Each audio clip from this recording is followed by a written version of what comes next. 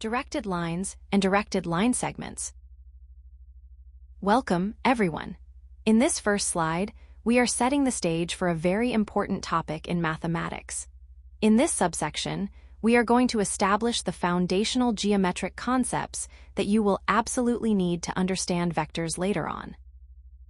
Now, before we dive into the more complex algebraic properties of vectors, which involve things like adding and scaling them, it is essential that we first understand how we represent direction and magnitude geometrically. To do this, we are going to look closely at how we use lines and line segments to visualize these properties. This will provide the necessary groundwork for everything else we will cover in this unit. Understanding the straight line.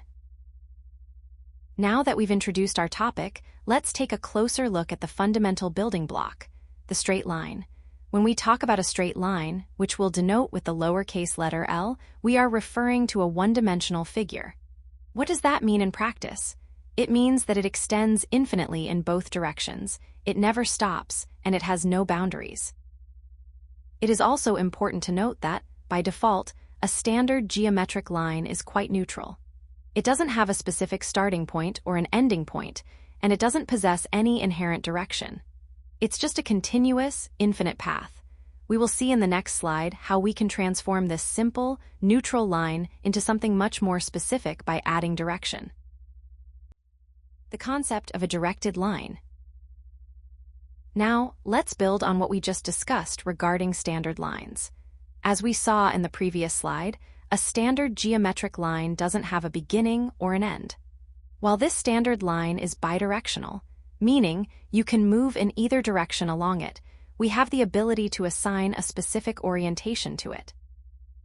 To visualize this, let's walk through a simple process. First, let's consider a straight line, which we will call line L, existing in either a two-dimensional plane or even a three-dimensional space.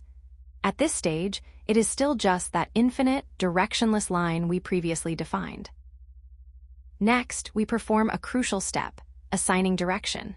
Imagine we choose one of the two opposite directions available along this line and indicate it by drawing an arrowhead.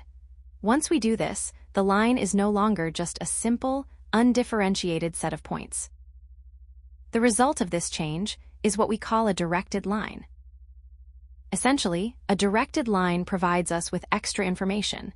It tells us exactly which way to move along that infinite path.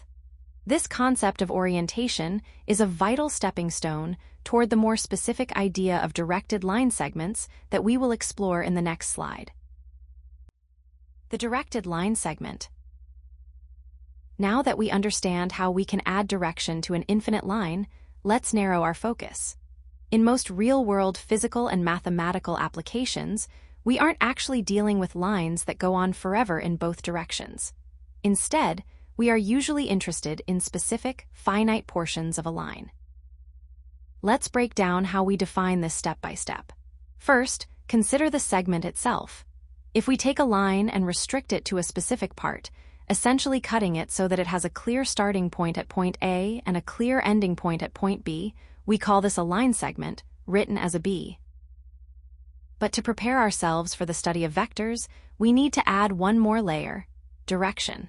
When we prescribe a specific orientation to this segment, for instance, specifying that we are moving from point A toward point B, it transforms from a simple segment into what we call a directed line segment.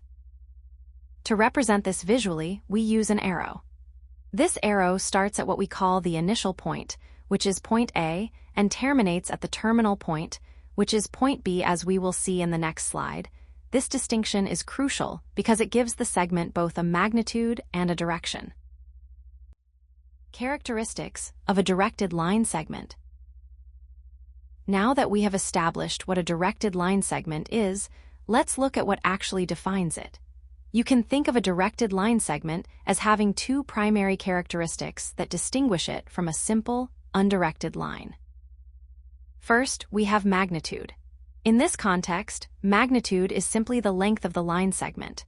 It is what we call a scalar quantity, which is just a fancy way of saying it's a single number that represents the distance between your two endpoints, point A and point B. It tells us how much distance is covered, but not yet where we are going. Second, we have direction. This is the orientation of the segment in space. As we saw in the previous slides, this is indicated by the arrowhead. While the magnitude tells us the distance, the direction tells us which way we are pointing, for instance, whether we are moving from A toward B or B toward A. Understanding these two components, magnitude and direction, is crucial because, as we will see in our next slide with the car traveling between cities, it is the combination of both that allows us to describe movement accurately. Real-world example, displacement. Now, I know these geometric definitions might feel a bit abstract, so let's bring this concept into the real world to see how it actually works. To really grasp the difference between a simple line segment and a directed line segment, let's think about the movement of a vehicle. Imagine a scenario where a car is traveling from city A to city B. Let's break this down into 3 parts. First, look at the path itself. The road that connects city A to city B can be viewed as a simple line segment. It has a start and an end, but at this stage, we're only looking at the road itself. Next, let's consider the magnitude. If the distance between city A and city B is 50 kilometers, then the magnitude of this movement is exactly 50 kilometers. This represents the length, or the how far, part of our journey. However, we can't stop there if we want to describe the movement accurately. We also need the direction. If the car is moving specifically from city A toward city B, let's say heading east, then our direction is east. So, here is our conclusion. The movement of the car is much more than just a distance traveled. Because this movement possesses both a magnitude of 50 kilometers and a specific direction of east, we can mathematically classify this movement as a directed line segment. This perfectly illustrates the 2 primary characteristics we discussed in the previous slide: magnitude and direction.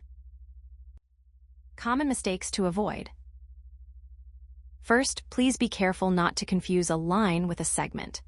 As we discussed in our earlier slides, a line is infinite. It goes on forever in both directions. A line segment, however, is finite. It has a definite beginning and end. So, when you are visualizing, remember that a directed line represents an infinite path with a specific orientation, whereas a directed line segment is just a specific, finite portion of that path. Second, and perhaps most importantly for our upcoming lessons on vectors, do not ignore the arrowhead. In the world of vector algebra, the direction is just as vital as the length. Think back to our example of the car traveling from city A to city B. If we look at a directed line segment starting at point A and ending at point B, it is fundamentally different from a directed line segment starting at point B and ending at point A, even though the magnitude, or the distance between the 2 points, is exactly the same. The direction is reversed. In mathematics, that change in direction makes them 2 entirely different entities. Now, before we wrap up today's lesson, I want to pause and highlight some common pitfalls that students often encounter when working with these concepts. It is very easy to get these terms mixed up if you aren't being precise. Keep these distinctions in mind as we move into our final summary. Key takeaways. First, remember that a directed line is essentially a straight line that has been given an orientation. Unlike the standard geometric line we discussed earlier, which extends infinitely in both directions without any specific orientation, a directed line uses an arrowhead to tell us exactly which way to move along that infinite path. Next, let's distinguish the directed line segment. As we saw in our car travel example, a directed line segment isn't infinite. It is a specific portion of a line. It is defined by having a fixed starting point, which we call the initial point, and a fixed ending point, known as the terminal point, along with a prescribed direction. Finally, keep in mind that a directed line segment is characterized by 2 essential properties: its magnitude, which is simply the length or the distance between those 2 points, and its direction, which is the orientation indicated by the arrow. Mastering these 2 components is crucial because, as we'll see later, changing the direction changes the entire nature of the vector, even if the length remains exactly the same. All right, we have reached the end of our lesson.